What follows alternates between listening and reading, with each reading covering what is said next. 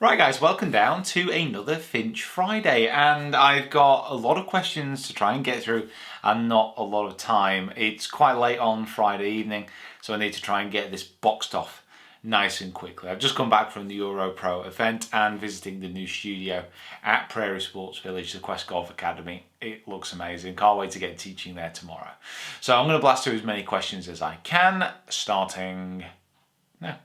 Okay, question from Harry Alice. When are you playing in your next competition? I've only just got back, Harry. Monday.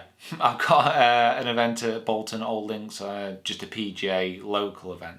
And I'm looking forward to it. I'm looking forward to carry on playing. Hopefully I can carry on striking it as well, but hole some more putts. And then hopefully keep the game going throughout the winter as well. That's going to be the tough thing. Question from England_golfer. Do you think Henrik Stenson can be world number one?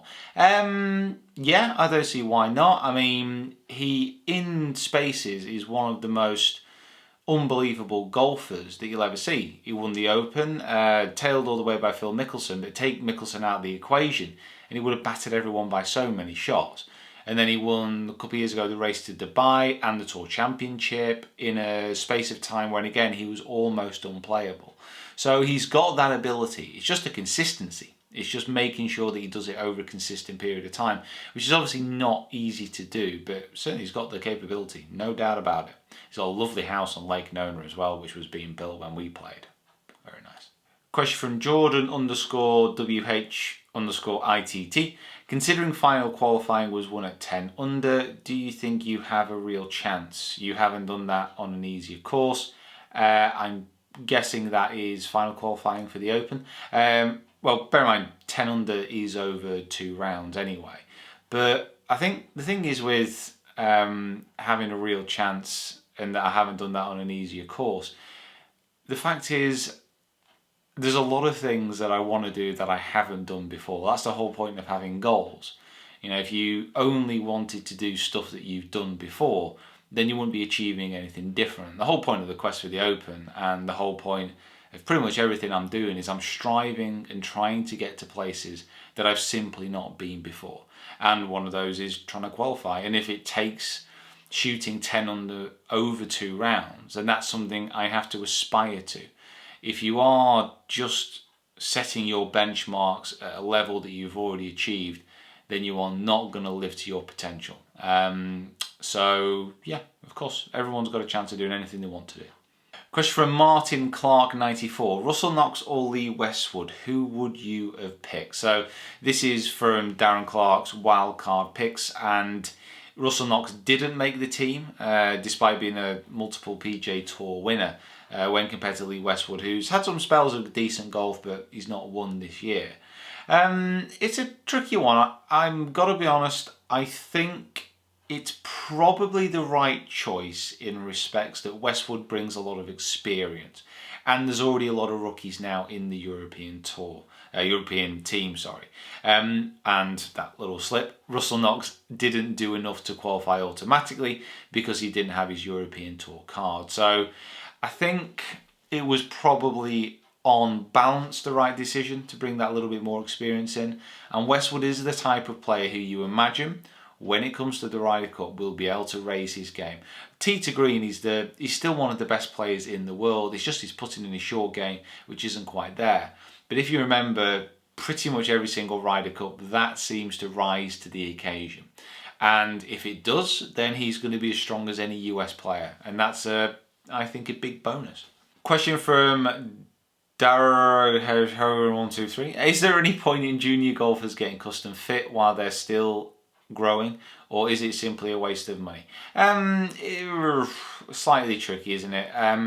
If you get clubs, the only problem with it is if you get clubs that you are meant to be growing into, that does tend to have a negative effect on juniors' golf swings if they're swinging with clubs which are too long and too heavy for them.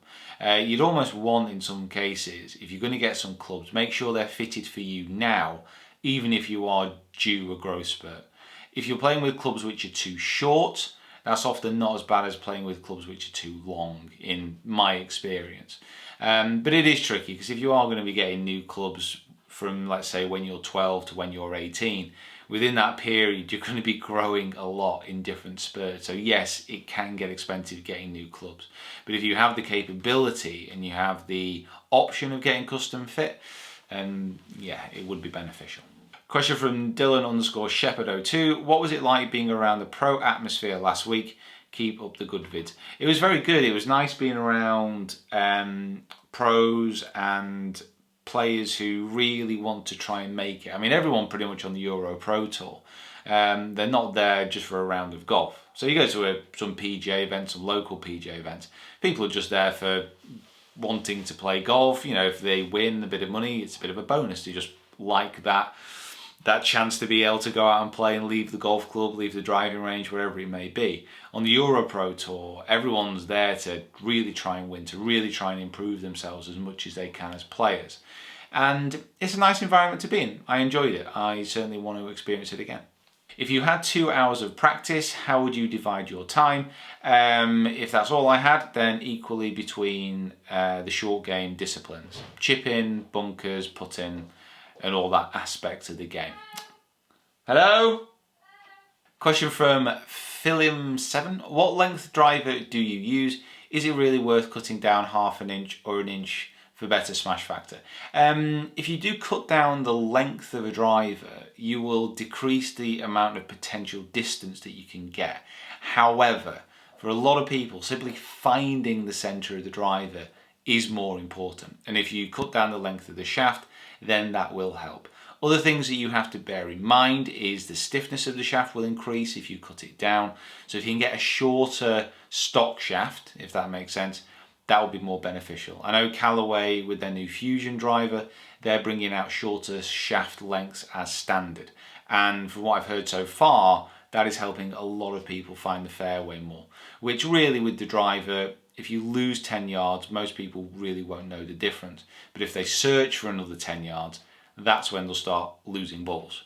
So if you want to get a bit of a shorter length on a driver, it's not a big issue. I think the better strikes will give you more distance. Hey Pete, great stuff. Really enjoyed the channel. Thank you very much. This is from Joel_VP. What is your opinion on practice off a mat versus on grass?